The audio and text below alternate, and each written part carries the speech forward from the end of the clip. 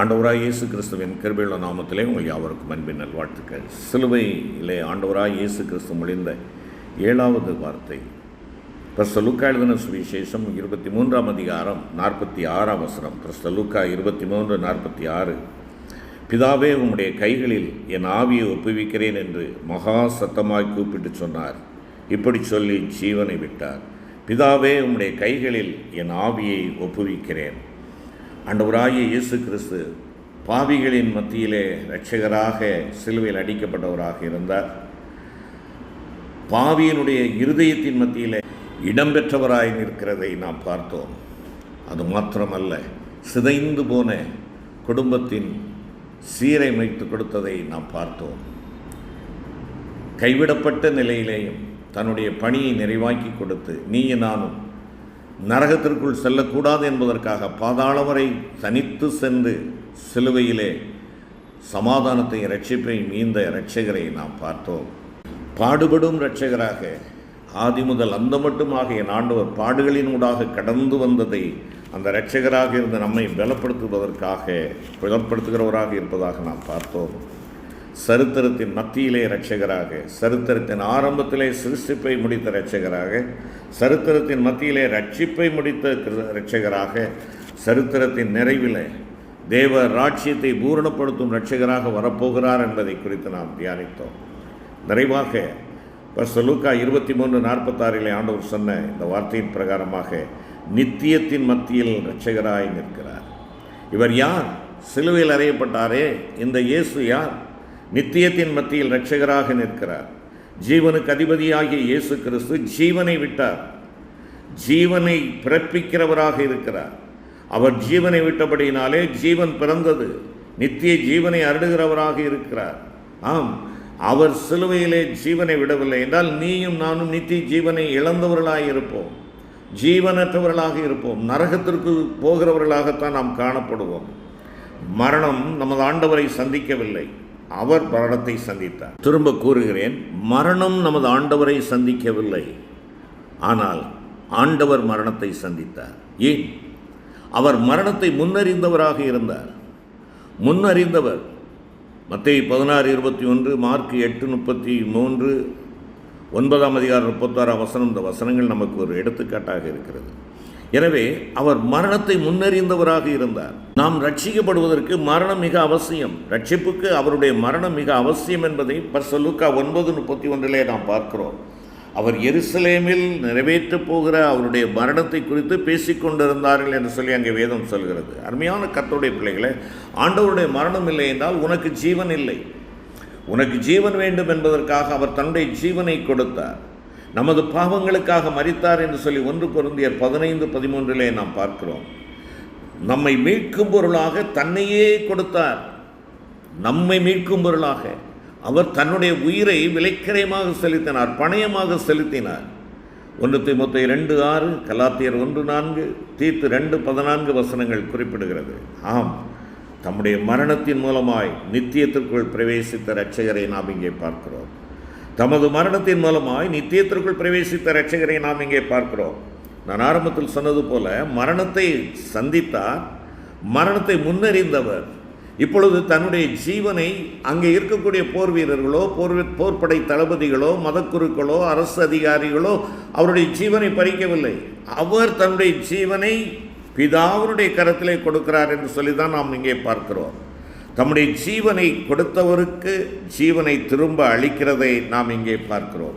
அருமையான கர்த்தருடைய பிள்ளைகளை 23 லூக்கா 46ஆம் வசனம் அதைத்தான் பார்க்கிறோம். என் ஆவியை உம்முடைய கைகளில் ஒப்புவிக்கிறேன். என் ஆவியை உம்முடைய கைகளில் ஒப்புவிக்கிறேன். இந்த ஆவியை மத தலைவர்கள் பறித்துக் கொள்ளவில்லை, யூத தலைவர்கள் பறித்துக் கொள்ளவில்லை, அரசு அதிகாரிகள் பறித்துக் கொள்ளவில்லை, ஆக்கினை நிறைவேற்றின வீரர்கள் பறித்துக் கொள்ளவில்லை. தேவன் தம்முடைய ஆவியை பிதாவினுடைய கரத்திலே ஒப்புக் கொடுக்கிறார். தமது மரணத்தின் மூலமாய் நித்தியத்திற்குள் பிரவேசித்த இரட்சகர். மரணம் இப்பொழுது ஜீவ வாசலாக்க காணப்படுகிறது. மரணம் ஜீவ வாசலாக்கப்பட்டது.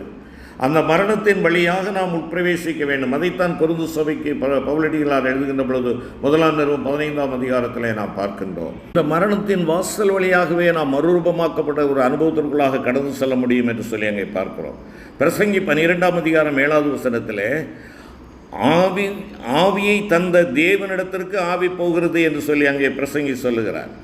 31 சங்கீதம் 5வது வசனம்தான் நீங்கள் ஆண்டவராக இயேசு கிறிஸ்து சொன்ன உமது கரத்தில் என் ஆவியை ஒப்புவிக்கிறேன் என்று சொல்லுகின்ற காரியம். இது 31 சங்கீதம் 5வது வசனத்தில் ஒவ்வொரு யூத பிள்ளைகளும் சிறு வயதிலே தாயார்களாலே கற்றுக் கொடுக்கப்படக்கூடிய ஒரு வார்த்தை. ஆம், ஏனென்றால் என் ஆவியை தந்தவர், ஜீவனை தந்தவர் தேவன். அவருடைய கரத்திலே நான் திரும்ப கொடுக்கிறேன். அது அழிந்து போவதில்லை, அழிக்கப்படுவதில்லை, நித்தியமாய் என் ஆண்டவருடைய கரத்திலே இருக்கிறது. அவர் வரும் நாளிலே அவர் என்னையும் சேர்த்து அழைத்து வருவார் என்று சொல்லுகின்ற ஒரு விசுவாசத்தை நாம் இங்கே பார்க்கிறோம். ஆகையினால் தான் ஸ்தேவான் தன்னுடைய எதிரிகள் அவரை கல்லெறிந்து கொல்லுகின்ற பொழுதோ, இதோ உம்முடைய கரங்களில் நான் ஆவி ஒப்புவிக்கிறேன் என்பதாக சொன்னதாக 7ஆம் அதிகாரம் அப்போஸ்தலர் நடபடிகளில் நாம் வாசிக்கிறோம். ஆம், தமது மரணத்தின் மூலமாய் நித்தியத்திற்குள் பிரவேசித்த இரட்சகரை பார்க்கிறோம். மரணம் ஜீவவாசலாக்கப்பட்டது, மரண பயம் நீக்கப்பட்டது. எபிரேயர் 2:15 அதைத்தான் பார்க்கிறோம். மரண பயம் நீக்கப்பட்டது. பிதா என ஆரம்பித்து பிதா என முடிக்கிறார். பிதாவே இவர்களுக்கு மன்னியும் என்று சொன்னவர், பிதாவே உமது கரங்களில் நான் ஆவியை ஒப்புவிக்கிறேன் என்று சொல்லி முடிக்கிறார், ஒப்பு கொடுக்கிறார். ஜீவனுக்கு சொந்தக்காரர். சங்கீதம் 23:4 அதைத்தான் சொல்லுகிறது. அருமையான கர்த்தருடைய பிள்ளையே, கிறிஸ்துவின் மரணத்தால் மரணத்தின் கூர் ஒடிந்து போனது, நிர்மூலமானது. மரணத்தின் அதிபதியை, மரணத்தின் அதிகாரியை என் ஆண்டவர் அழைத்தார். மரணம் நித்திரையாக்கப்பட்டது, மரணம் ஜீவவாசலாக்கப்பட்டது, மரணம் பயம் நீக்கப்பட்டது, மரணம் நித்திரையாக ஆக்கப்பட்டது. மரணம் நித்திரை என்பதை தன் போதனையினாலும் மரணத்தினாலும் ஆண்டவர் வெளிப்படுத்துகிறதை பார்க்கிறோம். யபீர்வின் மகள் மரணமடைந்து அங்கே கிடக்கிறதான வேளையிலே இவள் நித்திரையாக இருக்கிறார் என்பதாக ஆண்டவர் சொல்லுகிறதை மார்க் 5:39 பார்க்கிறோம். லாசருவின் மரணத்தை குறித்து ஆண்டவர் சொல்லுகின்ற பொழுது அதே சத்தியத்தை அங்கே வெளிப்படுத்துகிறார். பவுல் அப்போஸ்தலன் சொல்லுகிறார், நித்திரை அடைந்தவர்களை என்பதாக 1 தெசலோனிக்கேயர் 4:14 குறிப்பிடுகிறார். ஆம், தானியேல் 12ஆம் அதிகாரம் 2வது வசனம் நித்திரைக்கு ஒப்பிடப்பட்டுள்ளதை நாம் பார்க்கின்றோம். சங்கீதம் 31:5 விசுவாச ஜெபம், பிள்ளைகளுக்கு தாய் கற்றுக் கொடுக்கிற ஜெபம். நான் என் ஆண்டவருடைய கரத்தில் இருக்கிறேன், என் ஆவி என் ஆண்டவருடைய கரத்தில் இருக்கிறது. நான் ஒருவேளை மரணம் என்றால் அந்த மரணம் நித்திரை என்றால் தூங்குகிறவர்கள் திரும்ப எழுந்திருப்பார்கள் என்கின்றதான ஒரு விசுவாசம். அடுத்தபடியாக நாம் பார்க்கின்ற பொழுது தம்முடைய மரணத்தின் மூலமாய் நித்திய ரட்சிப்பை உண்டு பண்ணின இரட்சகரை பார்க்கிறோம். தம்முடைய மரணத்தின் மூலமாய் நித்தியத்திற்குள் பிரவேசித்த இரட்சகர், தமது மரணத்தின் மூலமாய் நித்திய ரட்சிப்பை உண்டு பண்ணின இரட்சகர். ஆவிக்குரிய மரணத்தின் ரட்சிக்கிறார். ஆவிக்குரிய நிலையில் மரணத்திற்குட்பட்டவர்கள் எழுந்திருக்க முடியாத வேதனைக்குள்ளாக அவர்கள் காணப்படுவார்கள் என்று சொல்லி நாம் பார்க்கிறோம். எபேசியர் 2:1 அக்கிரமங்கள், யோவான் 19:9 விசுவாசம் இல்லாதிருப்பது, லூக்கா 9:60 பாவத்தில் மரித்தவர்கள். ஆக இவர்கள் எல்லாரும் என்ன செய்கிறார்கள்? நித்திய ரட்சிப்பை இழந்து போவார்கள் என்பதாக ஆண்டவருடைய வார்த்தை சொல்லுகிறது.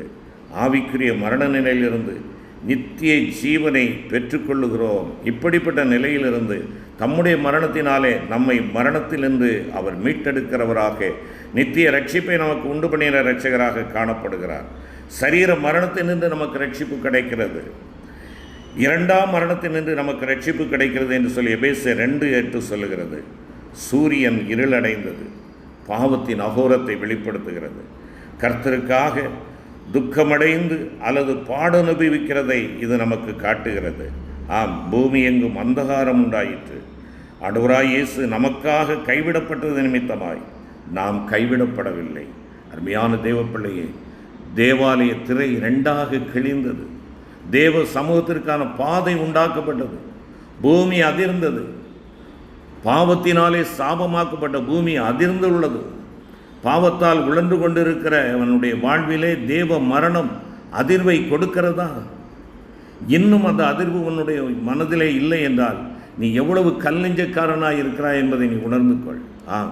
தேவனுடைய மரணம் நம்முடைய வாழ்க்கையிலே ஒரு அதிர்வை கொடுக்க வேண்டும், ஒரு பயத்தை கொடுக்க வேண்டும், ஒரு அச்சுறுத்தலை கொடுக்க வேண்டும். என் பாவம் அல்லவா இவ்விதமாக என் ஆண்டவரை இவ்விதமான சூழ்நிலைக்குள்ளாக தள்ளியது என்பதை நீ உணர வேண்டும். பரிசுத்த மத்தேயு 27:52 கூறுகிறது, கல்லறைகளும் திறந்தன என்று சொல்லி. கல்லறை என்று சொல்லுகின்ற பொழுது உணர்வற்ற, உயிரற்ற, ஜெபமற்ற செத்த இதயத்தை குறிக்கிறது. அருமையான சகோதரனே, சகோதரியே, சிலுவை தியான காட்சியை பார்த்து செல்லுகிற அருமையான கர்த்தருடைய பிள்ளையே, உணர்வற்ற, உயிரற்ற, ஜெபமற்ற, செத்த இதயத்தை நீ திறந்து கொடுக்க மாட்டாயா? ஆண்டவருடைய இந்த சிலுவை மரணம் கல்லறைகளை திறந்ததே, உன் கல் நெஞ்சை ஏன் இன்னும் உடைக்கவில்லை? ஏன் உன்னுடைய இதயத்தை திறக்கவில்லை? நீ திறந்து கொடுக்க மாட்டாயா? உன் ஆண்டவர் கதவை தட்டி கொண்டு இருக்கிறார். இதோ வாசற்படியிலே நின்று கதவை தட்டுகிறேன் என்று சொல்லுகிறார். நித்திரை அடைந்த அநேக பரிசுத்தவான்களின் சரீரமும் எழுந்தன என்று சொல்லி மத்தேயு 27:52 சொல்லுகிறது. 1 பேதுரு 3:18-19 வாசித்து பாருங்கள். இயேசு ஆவியிலே போய் பிரசங்கித்தார். அவருடைய மரணம் நித்திரையடைந்தவர்களையும் உயிர்ப்பிக்கிறது என்று சொல்லி பார்க்கிறோம். என்னுடைய நிலை எப்படிப்பட்டதாக இருக்கிறது? வேடிக்கை பார்க்கும் ஜனங்களாக இருக்கிறோமா? நாமும் சாஷ்டாங்கமாய் விழுந்து அறிக்கை செய்வோமா? இயேசு கிறிஸ்துவே அவர் ஒருவரே என்று சொல்லக்கூடிய அந்த உன்னத அனுபவ சாட்சியுடையவர்களாய் நாம் காணப்படுவோமா? தம்முடைய உயிர்த்தெழுதலினாலே நித்திய ஜீவனை அருளுகிற இரட்சகராய் காணப்படுகிறார். தம்முடைய உயிர்த்தெழுதலினாலே நித்திய ஜீவனை அருளுகிற இரட்சகராய் காணப்படுகிறார். நித்திரையடைந்தவர்களில் முதற்பலனாய் நிற்கிறார். வெற்றிவேந்தராக இருக்கிறார். 1 கொரிந்தியர் 15 அதைத்தான் பார்க்கிறோம். ஜெயம் கொடுக்கிற கர்த்தர், ஜீவனையும் அழியாமையும் வெளியரங்கமாக்கின கர்த்தராக 2 தீமோத்தேயு 2:10 சொல்லுகிறது. பரலோக காட்சியை வெளிப்படுத்தின விசேஷத்தில் யோவான் வெளிப்படுத்துகிறாரே 5:6-14 பாடல்கள், சாட்சிகள். உன்னுடைய நிலை எப்படிப்பட்டதாக இருக்கிறது? நீ பாடும் கிறிஸ்தவனாக இருக்கிறாயா? பாடுபடுத்தும் கிறிஸ்தவனாக இருக்கிறாயா? நீ சாட்சி கூறக்கூடிய கிறிஸ்தவனாக இருக்கிறாயா? நீ ஒரு காட்சி பொருளாக காணப்படுகிறாயா? சிலுவை சிங்காசனமானது. சிலுவை சிங்காசனமாயிற்று. பாடு மகிமையாகவும் பூரண ஜீவனாகவும் மாறியது. அருமையான தேவனுடைய பிள்ளைகளே, நம்முடைய வாழ்க்கையில் இந்த சிலுவை காட்சி, என் ஆண்டவருடைய பாடு மரணங்கள் எந்த தாக்கத்தை உண்டாக்கி இருக்கிறது? செபிப்போம்.